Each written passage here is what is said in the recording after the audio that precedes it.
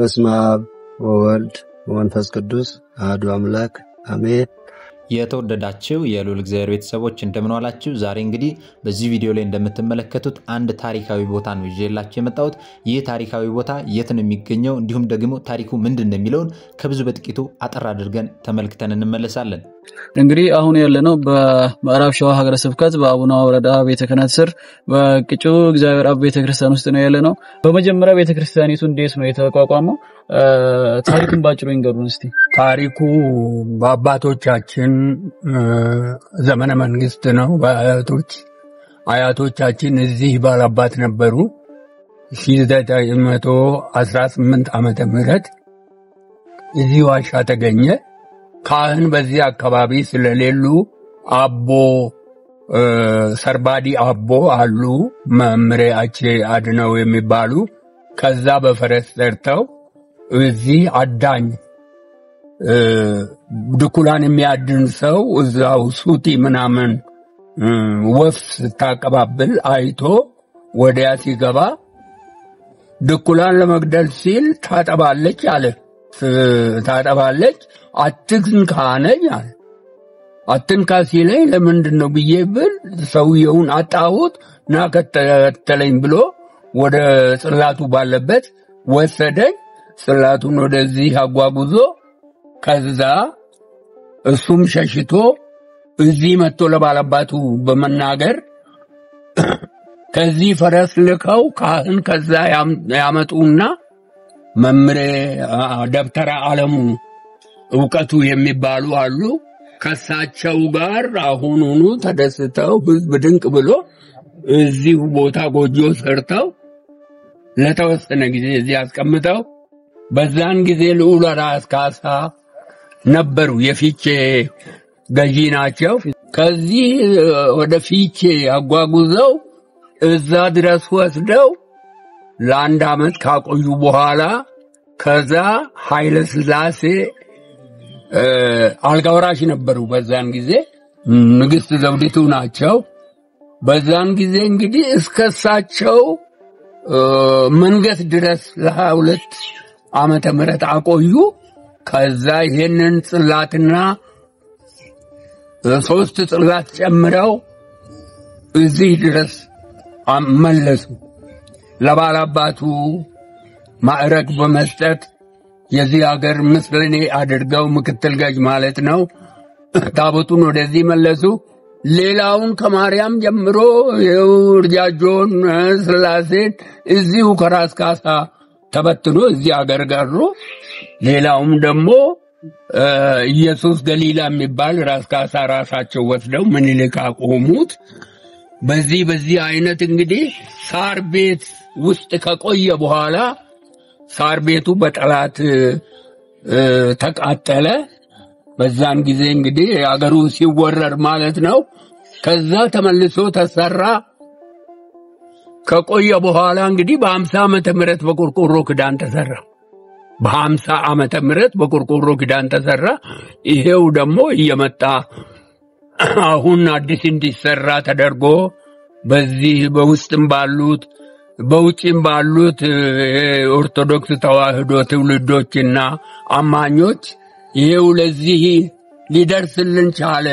እንግዲህ ከአባታችን ታሪኩን እንደሰማችሁት ይህ ቤተክርስቲያን በ1918 ዓመተ ምህረት የተመሰረተ ነው። ሲመሰረትም ጀምሮ ጥንታዊና ታሪካዊ ነው። ሲመሰረትም ቅድም እንደሰማችሁት ዋሻ ተገኝቶ ነው። ከዛ ዋሻ ውስጥ ደግሞ ብዙ ጽላቶች እንደተገኙ እነዚያ ጽላቶች ወደ አዲስ አበባ እንደተላኩ መልሰውም ደግሞ ወደዚህ ቦታ መጥተው ጎጆ ቤት ሰርተው እንዳኖሯቸው ያም ጎጆ ቤት ደግሞ እንደፈረሰባቸው እንደተቃጠለባቸው ኋላም ደግሞ በ1950 ዓመተ ምህረት ቤተክርስቲያን እንደሰሩ የቆርቆሮ ቤተክርስቲያን ማለት ነው። በዚያ ቤተክርስቲያን ውስጥ ሆኖ ለረጅም ዓመታት ቆይቶ አሁን በምስሉ ላይ የምትመለከቱት ቤተክርስቲያን ውስጥ ነበረ ጽላቱ የነበረው።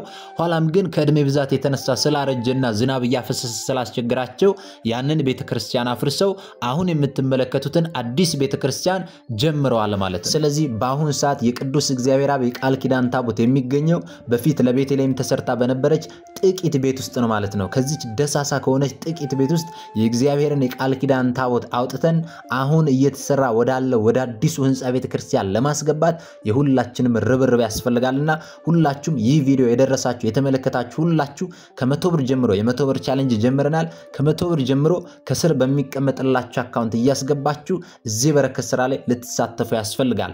እኛ በቤታችን ሁሉ ሞልቶልን ተትረፍርፎልን ቁጭ ብለን ሳለ የእግዚአብሔር ቃል ኪዳን ታቦት ግን እቺን በመታከል ቤት ውስጥ መኖር የለበትምና ሁላችንም አነሰ በዛ ሳንል ያቅማችንን ከ100 ብር ጀምሮ አድርገን ይህንን ህንጻ ቤተክርስቲያን ለፍጻሜ ልናበቃ ያስፈልጋል።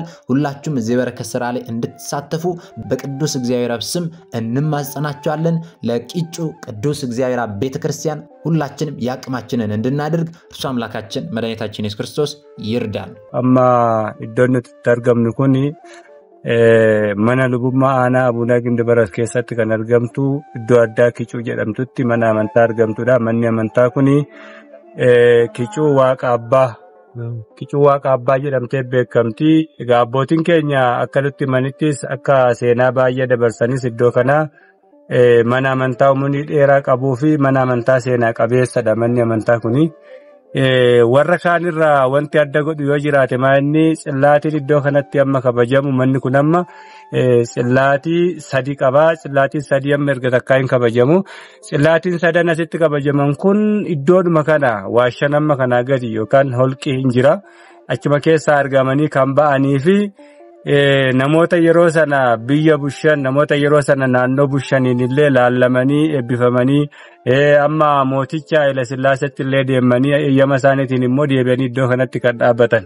Egaa abbootiin keenya gaafa nutti mani naannoo Tsillaatii 12-13tu iddoo kanaa ba'e jedhu muraasni isaanii amma Tsillaatii 7tti kan ta'u aanadhuma duratti aanan kun tokko aanaa Gindibarat jedhamee waamama. Amma kaan isaanii Abunaa Gindibarat keessa kaan isaanii immoo Gindibarat isa duraa isa citee gadafe keessatti kan argamanii jiru. Egaa manni amantaa kun tokkos abbootiin keenya gaafa nutti manii erga ijaarramee erga Tsillaatiiwwan asitti deebi'an kun eeyyamamanii iddoo kanatti deebi'anii ijaarramee yeroo dheeraadhaaf mana citaadhaan ijaarramee tureera. Achii booda immoo bara 1950 irraa kaasee immoo mana qorqoorroodhaan ture.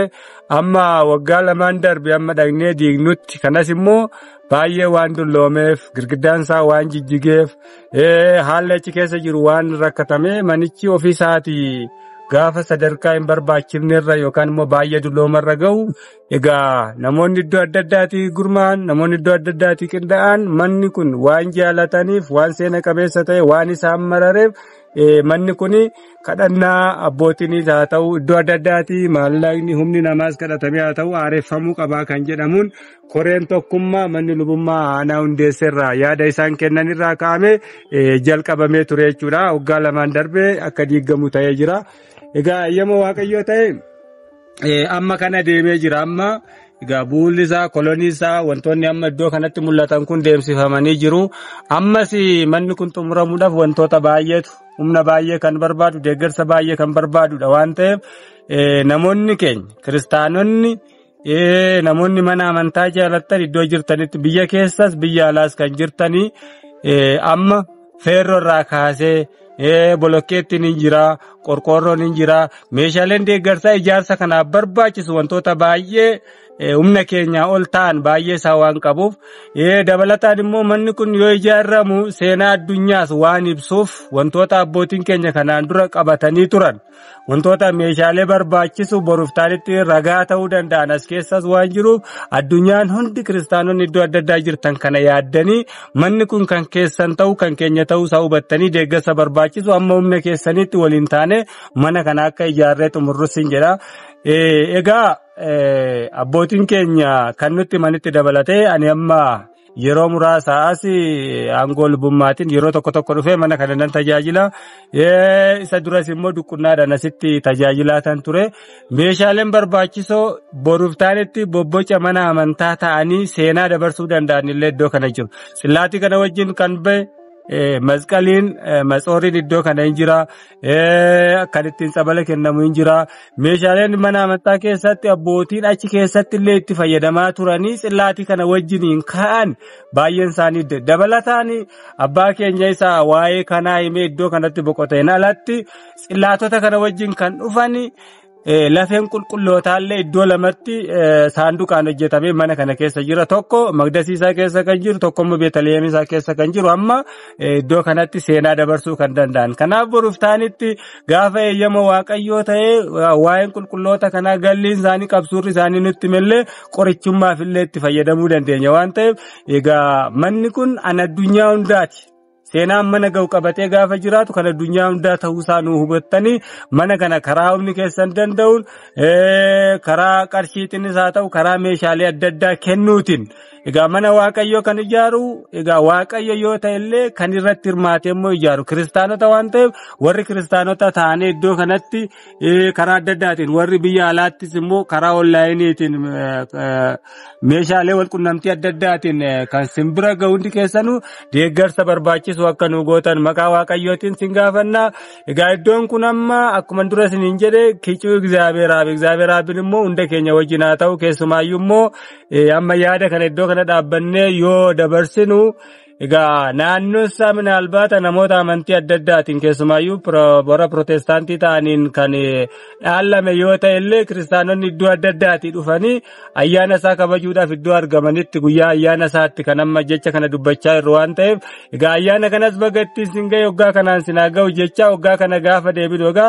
ergaan keenya kun sin nu qabee deeggarsa adda addaa nu gootanii manni kun kanarra sadarkaa fooyya'aa irratti yoo xumurachuu baanne illee sadarkaa fooyya'aa irratti argamne deebinee akka yaada kana walii irru siniifan ergaa koo siniifan dabarsaa waan dhaggeeffattaniif galatoomaa eebbi waaqayyo iddoo jirtanitti hunda keessa wajjin haa ta'u.